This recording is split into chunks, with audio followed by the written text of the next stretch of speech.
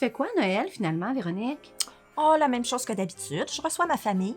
Oh. Mais ce sera un peu différent cette année parce que tout le monde ne sera pas là.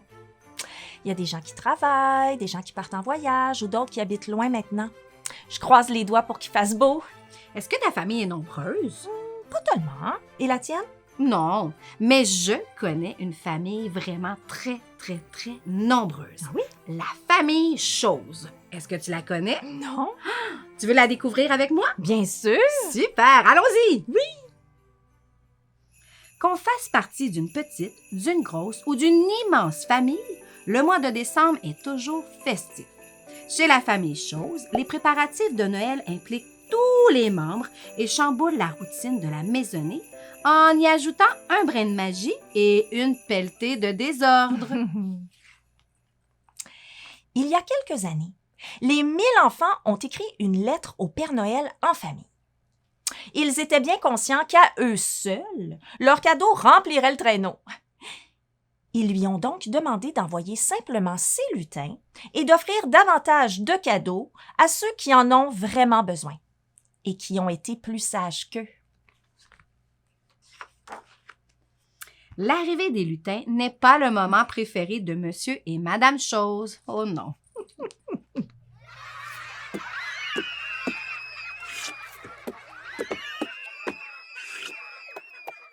Après la naissance de son 245e enfant, Madame Chose a décrété qu'elle n'irait plus jamais magasiner de cadeaux. Terminé les camions de livraison faisant la file dans l'entrée, les jouets qui tombaient dans l'oubli après quelques minutes et qui s'accumulaient jusqu'au plafond. Ding dong! Bonjour! Oh non, non, non, non, non, non, Non? non, Ah. non, non. Ainsi, chaque enfant est responsable de choisir un cadeau pour son cadet dans ses possessions. Un joli chandail trop petit, un jeu de société en quête de nouveaux joueurs, un objet qui lui tient à cœur. Et une fois emballé avec soin, le présent doit être déposé sous le sapin bien identifié. Hélène, Oui? j'ai un cadeau pour toi. Pour vrai? Oh! Wow!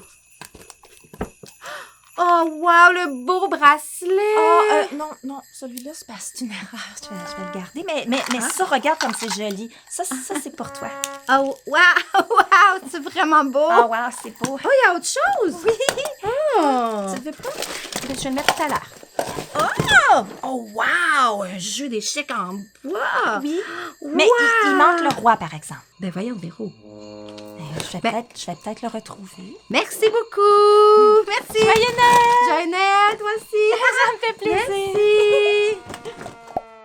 Le jour de Noël, les parents donneront le signal.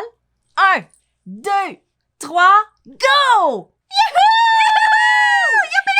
Et tous les enfants découvriront leurs cadeaux en même temps. Question d'efficacité.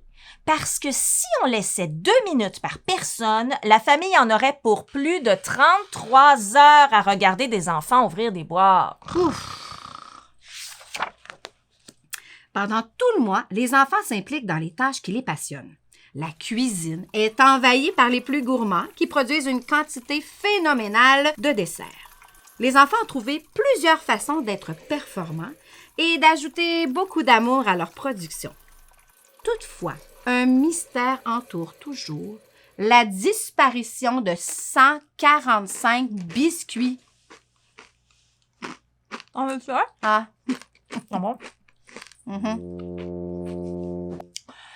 Les plus artistiques fabriquent les décorations qui orneront les murs, les tables, le sapin et la porte de chaque chambre. Les ciseaux croquent le carton. Les paillettes virevoltent. La colle se répand partout. Et une fois le désordre ramassé, les créations enjolivent la maison. Fait intéressant, la famille a déjà remporté le record de la guirlande de papier la plus longue du monde. Les plus ingénieux mettent leurs vêtements d'hiver et construisent des glissades qui occuperont la marmaille le jour de Noël. En plus des descentes longues et palpitantes, un service de remonte-pente sera également offert.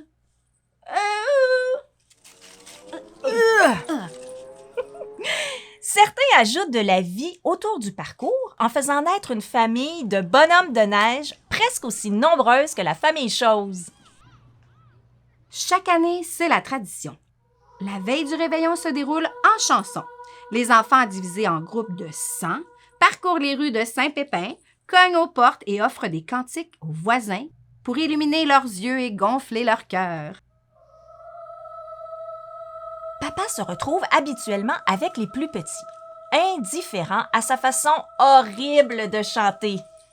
Les plus grands s'assurent de ne pas l'avoir dans leur équipe, question de préserver leur tympan et leur fierté. Joyeux, joyeux! Noël!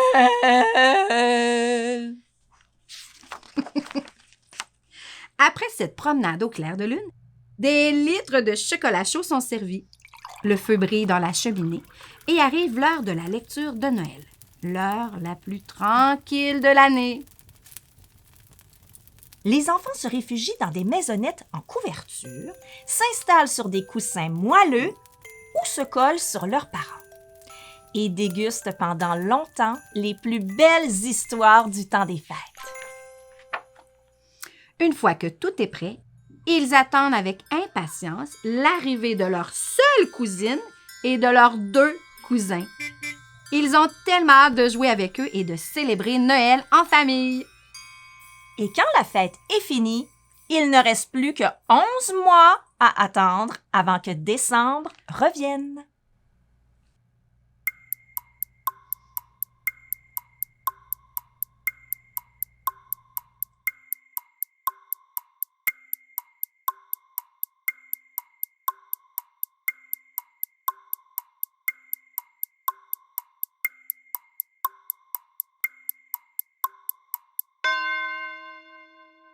Hélène, Oui. j'ai un cadeau pour toi. Encore? Oui, c'est un grand sac. Hein? J'ai retrouvé le roi. Est-ce que tu veux jouer aux échecs avec moi?